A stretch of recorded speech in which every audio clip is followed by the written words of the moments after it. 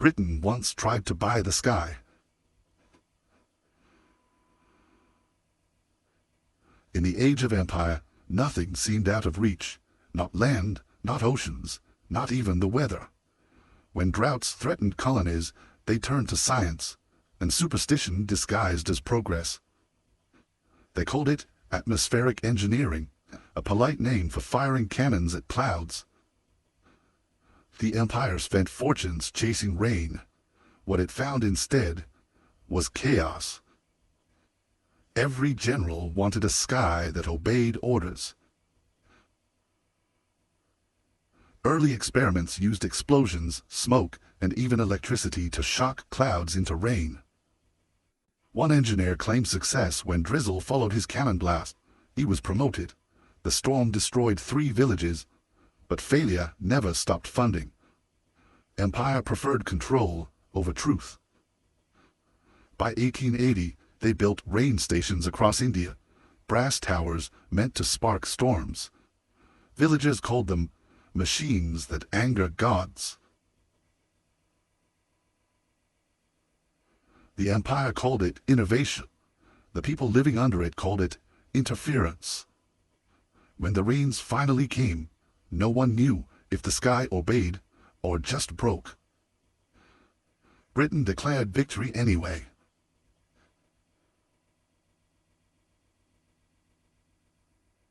But deep in the records lies the real story. The empire that tried to sell the weather. In 1883, the empire formed a weather committee, half scientists, half soldiers.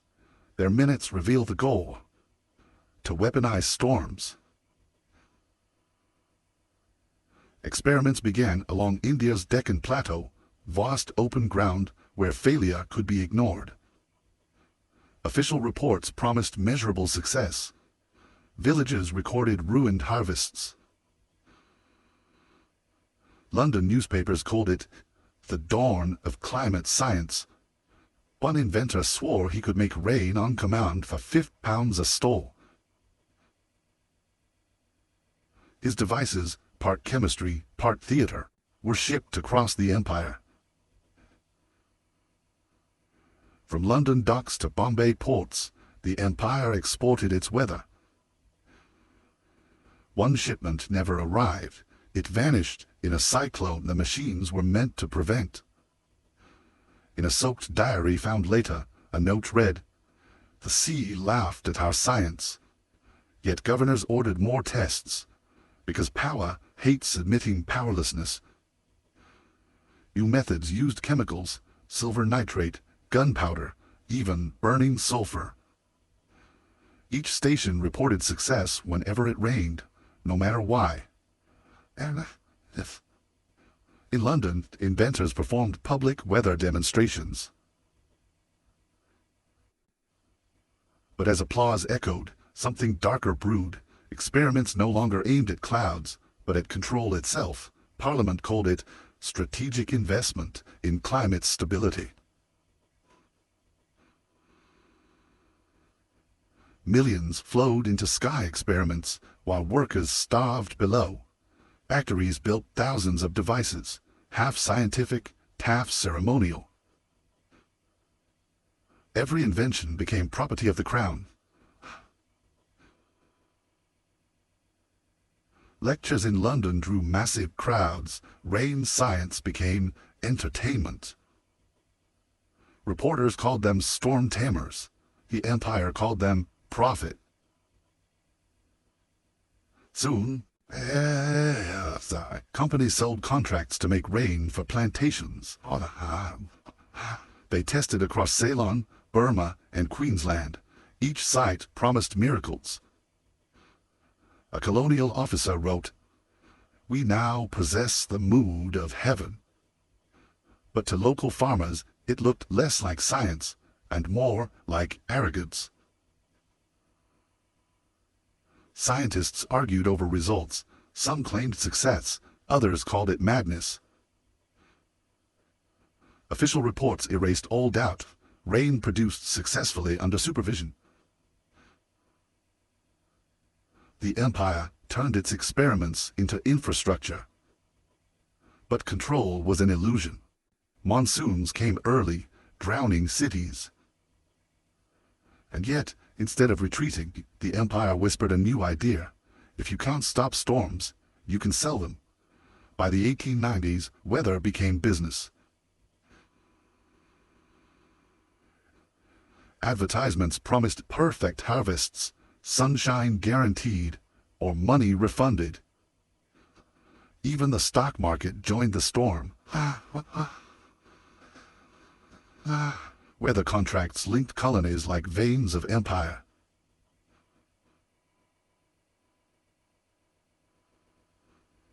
Inspectors traveled thousands of miles to check results no one could measure.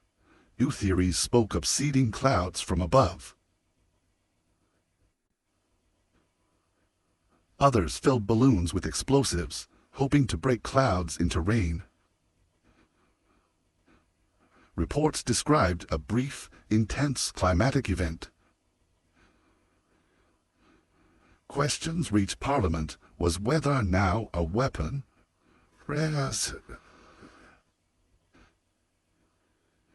Cartoonists mocked rain merchants, selling clouds by the pound.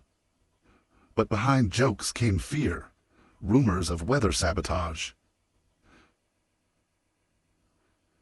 In 1898, naval tests claimed clouds could be cleared for bombardment. Headlands praised. Empire commands the heavens. Letters from colonies told another story. Rivers dried, crops drowned. Still, London refused doubt. Summer of 1901, the Empire's biggest test yet.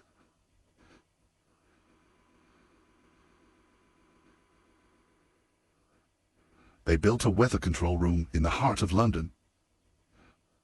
At noon, a signal went out across the Empire. Fire the sky. For 1 hour, the Empire waited in silence.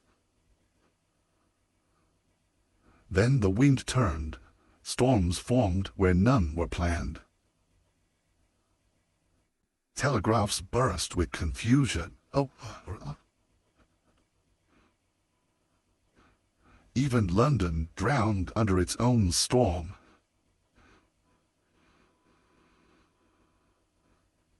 Factories halted, chimneys collapsed, and power lines fell. Officials declared temporary atmospheric instability. In colonies, whispers spread, if London could summon storms, maybe London caused famine. A letter surfaced. We lost control of the experiment. Pressure rose faster than thought. Days later, the files disappeared.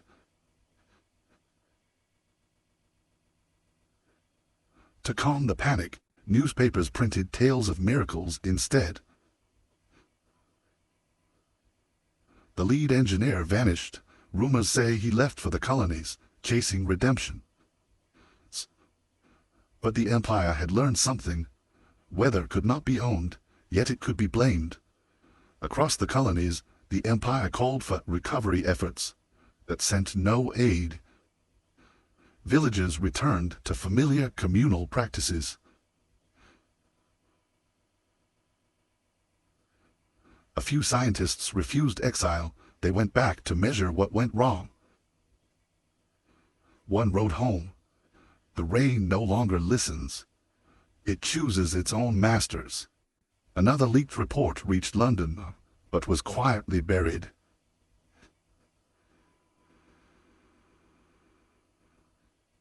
The Great London Storm changed public faith.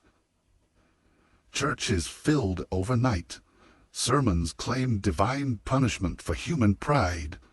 Meanwhile, officials called the entire project rumor. There is absolutely no evidence of atmospheric manipulation. But among scholars, whispers spread of new experiments hidden from Parliament. In 1905, they tried again. This time, at night. Nearby villages awoke to thunder, with no storm above.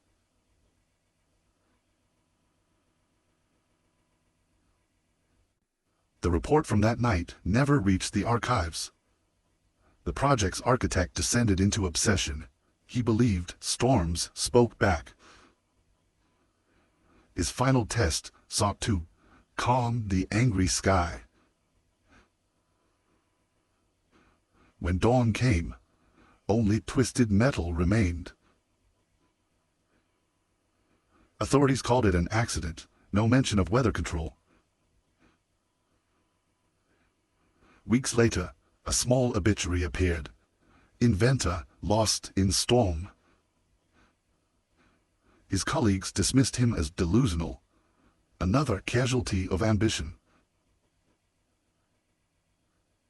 Her abandoned lab stood untouched for decades. In 1937, an archivist reopened the file. Inside were blueprints of storm generators far beyond their time. At the corner, a handwritten note. "We tried to own the sky." 2 years later, the world entered another war, and the Empire's weather experiments found new purpose. Britain formed weather units to plan bomb routes, claiming strategic meteorology. Among their tools, devices eerily similar to those built decades before. One surviving scientist later said, "We never stopped trying. We just changed uniforms." After the war, weather control became classified under the Cold War. Decades later, satellites replaced cannons, but the dream remained the same. Today, geoengineering claims to save the planet by altering the air itself. Maybe the Empire never died. It just learned to hide inside our weather reports. In the 21st century, the Empire's dream took new form. Supercomputers now predict and simulate the sky. Thousands of eyes now orbit above us, watching every cloud's breath. Governments debate climate control not as myth but as policy. These projections are unacceptable. We must act now. Your proposal risks economic destabilization. Outside, protesters chant, "Don't play God with the sky." News anchors call it innovation. Critics call it Empire reborn. Some nations already test aerosol clouds, echoing those brass towers long forgotten. History, as always, repeats in disguise. One analyst said, "The only thing we learned from Empire is not to call it Empire." Weather data itself became a currency, sold, traded, and hidden. Private investors now fund rain projects for profit. But the sky has memory. It remembers every shot, every spark, every lie. Scientists warn, to cool one region is to scorch another. Just like before, ambition races faster than understanding. Maybe control was never the goal. Maybe it was ownership, all along. The empire that tried to sell the weather never ended. It just changed names. After centuries of thunder, silence remains the empire's loudest legacy. In a forgotten archive, one final file sits untouched, marked simply, "Weather." Every age believes it commands the elements, until the elements command it. We still build, measure, and sell the sky. Only now, we call it progress. Perhaps the empire's greatest invention wasn't machines or maps. It was the illusion of control. Because once you sell the sky, you sell everything beneath it. And still, a new generation looks up, believing the clouds belong to them. If history teaches anything, it's that nature always writes the last chapter. Like this video and subscribe to History They Buried for stories the world forgot. Because what we bury never truly disappears. News of Britain's failed weather experiments reached foreign ears. America, France, and Russia all took note. In Paris, the Aeronautical Institute began its own trials, determined to succeed where Britain fell short. In Russia, the Tsar's advisors dreamed of melting winter itself. Across the Atlantic, American pioneers turned to the desert. The race to command the sky had begun. By 1914, nearly every major nation had a weather bureau, par science, par surveillance. Citizens became unpaid observers, their letters feeding the empire's forecasts. Then came war, and weather became a weapon. Airborne meteorology was born, planes chasing clouds instead of enemies. After the war, meteorologists held new power. Data replaced prayer. Britain quietly resumed experiments in its colonies, this time under the guise of climate aid. Stations rose across Kenya, Burma, and Australia, measuring, firing, waiting. An old British engineer returned to his work, believing he could redeem empire's failure. On his final night, he fired one last time into a waiting storm. At his funeral, it rained for 7 days straight. Meanwhile, weather became industry. Aviation, agriculture, commerce all bought forecasts. Rain expected tomorrow. To the public, meteorology looked like faith with numbers. Scientists argued if prediction was control or illusion.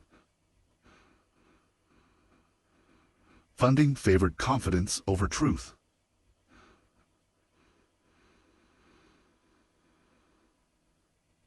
By mid-century, the sky no longer felt divine. It felt owned.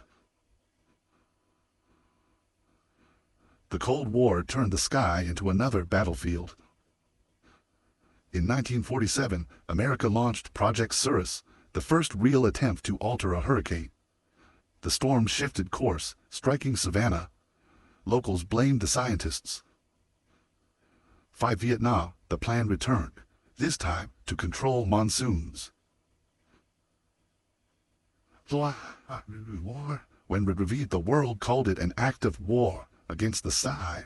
In 1977, nations signed the Weather Modification Convention. On paper, the war ended, but research continued, quietly, behind closed skies.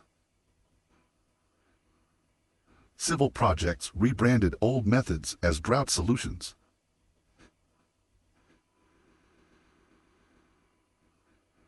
Satellites replaced guns. The empire's gaze turned global. Every nation relied on Western forecasts. Information became power. Television turned forecasting into theater. Every storm a spectacle. But as technology grew, disasters followed faster. We learned to predict, but never to prevent. Universities turned to computers for salvation.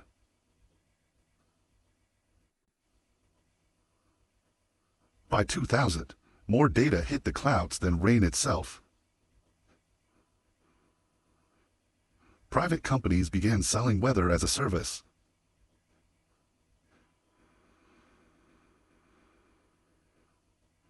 Ownership of the sky moved from kings to corporations.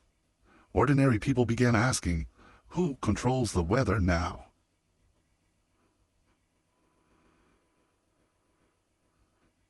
Investigations uncovered contracts between governments and private firms. Once again, control of the sky means control of the world. By the 2010s, world leaders gathered to decide who owns the climate. But not everyone agreed. The youngest voices walked out.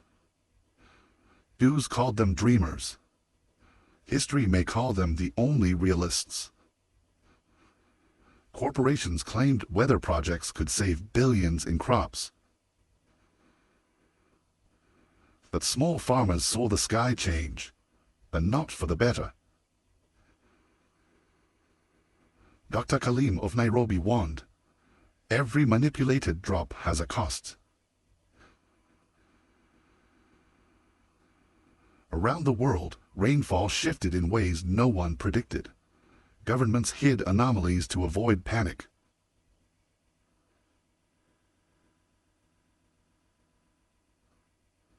A secret network of scientists began releasing hidden data online.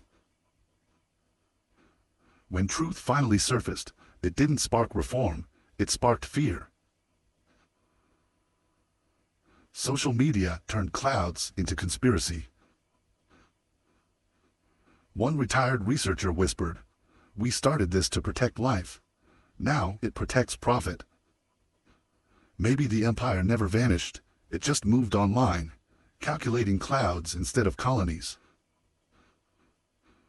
Priests once prayed for rain. Now algorithms do. Still, the storms grew stronger, reminding us who rules the sky. History doesn't repeat.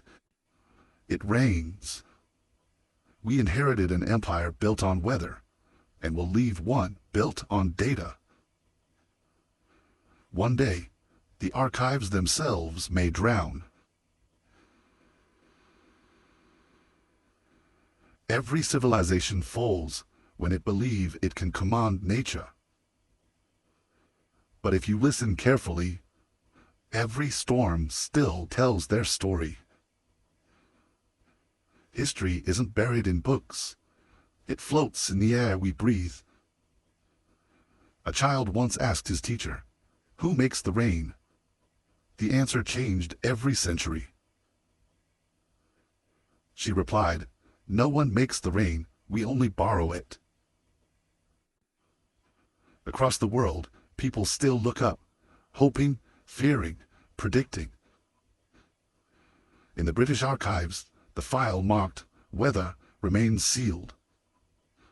A modern physicist once said, "We cannot own the weather, but we can rent the damage." Ordinary citizens simply adapt, umbrellas in one hand, phone forecasts in the other. Maybe progress is learning to live with uncertainty. From empire cannons to satellites, the same hunger flows through centuries. But no empire truly dies. It just changes its weather.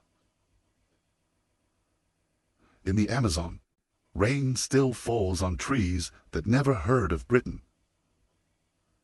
And in the deserts once tested by empires, the air stands silent. Yet somewhere, another lab still hums, searching for clouds to command. The empire learned digital alchemy, turning rain into data. And data, like dust, never disappears. What if the empire's greatest creation was the illusion that weather could be owned at all?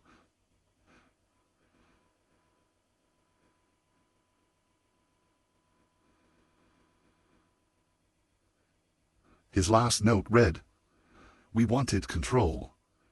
We found consequence." Centuries later, the same clouds drift above us, indifferent to our inventions. And yet, every time it rains, we still look up, pretending we had a say. History isn't gone. It's waiting in the weather.